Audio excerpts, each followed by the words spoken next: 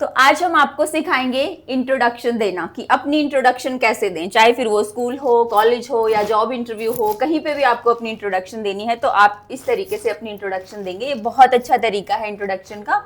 तो सबसे पहले आप क्या बोलेंगे? Good morning everyone. सभी को गुड मॉर्निंग आप विश करेंगे।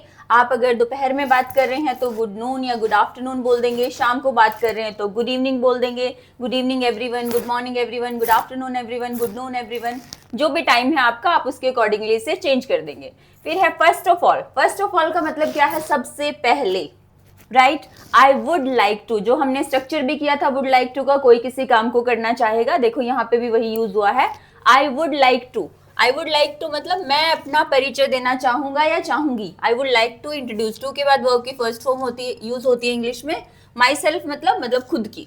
सो मैं अपना खुद का परिचय देना चाहूंगी या चाहूंगा, एक ही बात है। उसके बाद आप इस लाइन की जगह पे ये भी बोल सकते हैं, it is pleasure to introduce myself. ये खुशी की बात है, ये मुझे खुशी है मतलब अपनी इंट्रोडक्शन देने में, तो ये लाइन भी यूज कर सकते हो। प्लेजर का मतलब होता है खुशी, right.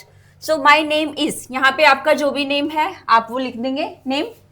And I am from, और मैं कहाँ से हूँ, टाउन से हैं आप, सिटी से हैं आप, कहीं से भी हैं, विलेज से हैं, तो उसका आप नेम लिख देंगे।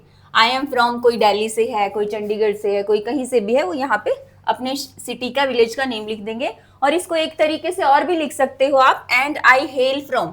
हेल फ्रॉम का मतलब भी यही से होता है कि कहीं से संबंधित होना, भी कहीं से होना। तो आई हेल फ्रॉम वही सिटी, विलेज, जो भी जहां से भी आप बिलोंग करते हैं उसका नेम लिख सकते हैं। उसके बाद में regarding my education. Regarding my education मतलब मेरे एजुकेशन से रिलेटेड, इससे संबंधित भी, मेरी एजुकेशन के बारे में जब आपको बोलना है, regarding my education. I am studying in, अगर आप स्कूल स्टूडेंट हैं तो क्या लिखेंगे? I am studying in class. मान लो आप 7th में हैं, 7th लिखेंगे। एट जो भी आपका स्कूल का नेम है वो लिखेंगे, राइट। और फिर वो स्कूल कहाँ पर है, उस टाउन का या उसका सिटी का नेम लिखेंगे यहाँ पे। Just like I am studying in 7th eight government senior secondary school Karnal, suppose आपको ऐसा लिखना है तो यहाँ पे लिख देंगे। अगर आप कोई डिप्लोमा कर रहे हैं, डिग्री कर रहे हैं या कुछ और कर रहे हैं तो उस केस में आप क्या लिखेंगे? आई एम स्टडिंग नहीं लिखेंगे, आप क्या लिखेंगे? I am pursuing graduation from, जहां से भी आप कर रहे हैं वो लिखेंगे। तो ये दो तरीके हैं इसको बोलने के, ये स्कूल स्टूडेंट्स के लिए और ये जो भी कोई डिग्री, डिप्लोमा यानी यूनिवर्सिटी का कोई कोर्स है, कुछ भी है उसके लिए। फिर है कमिंग टू माई फैमिली, यानी कि फैमिली की बात करें, परिवार पर आते हैं। या आप इसकी जगह ये भी लिख सकते हैं, as far as my family is concern. As far as का क्या मतलब होता है? जहां तक। माई फैमिली इज कंसर्न, जहां तक मेरे परिवार की बात है। या कमिंग टू माई फैमिली, इनमें से आप एक जो आपको कंफर्टेबल लगे, जो अच्छा लगे यूज कीजिए। फिर लिखिए देयर आर, जितने भी मेंबर्स हैं, 2 हैं, 3 हैं, 4 हैं, तो ये लिखेंगे there are 4 members in my family, मेरे परिवार में इतने सदस्य हैं। माई फादर इज, जो आपके फादर हैं, डॉक्टर हैं, फार्मर हैं, इंजीनियर हैं, कुछ भी हैं। और एंड माई मदर इज, और मेरी मम्मी है क्या? Housewife, home maker. Home maker word भी आप यूज कर सकते हैं इसमें। एंड वी आर, जितने भी आप भाई बहन है, जो सिबलिंग्स वर्ड्स है वो भाई और बहन दोनों के लिए यूज होता है। मान लो आप 3 भाई बहन है तो क्या लिख सकते हैं? We are 3 siblings. उसके बाद में है माई हॉबीज आर, मेरी हॉबीज क्या है? My hobbies are listening to music.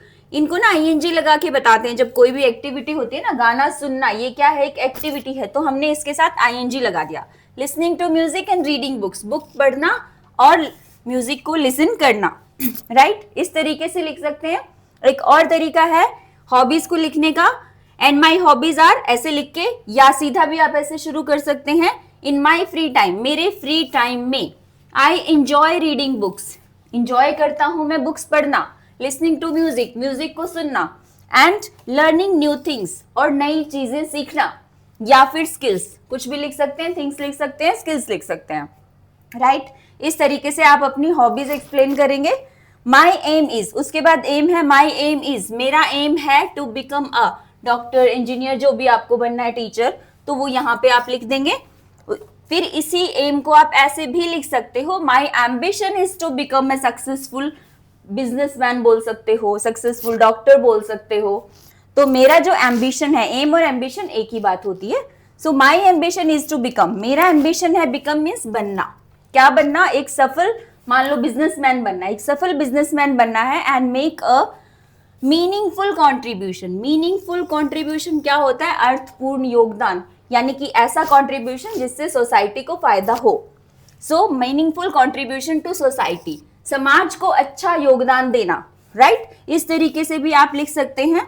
उसके बाद है माई स्ट्रेंथ्स आर, मेरी जो स्ट्रेंथ है, हर इंसान की कोई ना कोई स्ट्रेंथ होती है ना, तो कुछ भी लिख सकते हैं। आर माई सेल्फ कॉन्फिडेंस, मेरा खुद पर भरोसा, डेडिकेशन मेरी, एंड माई पॉजिटिव माइंडसेट, ये मेरी स्ट्रेंथ्स हैं। या आपको ज्यादा नहीं लिखनी तो आप एक भी लिख सकते हैं। My strength is my unwavering faith in God, या सीधा अनवेवरिंग वर्ड क्या होता है? ऐसा विश्वास जो अडिग हो, जो टूटे ना कभी भी। यानी मेरी जो स्ट्रेंथ है वो मेरा ना टूटने वाला विश्वास, फेथ मतलब भरोसा, विश्वास है किस पर? भगवान पर। तो आप ये भी लिख सकते हैं, या my strength is my faith in God, आप ऐसे भी लिख सकते हैं। फिर उसके बाद है दैट्स ऑल अबाउट मी, मेरे बारे में इतना ही। Thank you for your valuable time and attention, तो थैंक यू आपके वैल्यूएबल टाइम के लिए और आपकी अटेंशन के लिए। तो ये थी हमारी इंट्रोडक्शन। इस तरीके से आप प्रिपेयर करेंगे, इसका स्क्रीनशॉट ले सकते हैं आप, ठीक है? और इसमें कोई भी डाउट है तो आप मुझसे पूछ सकते हैं। Thank you.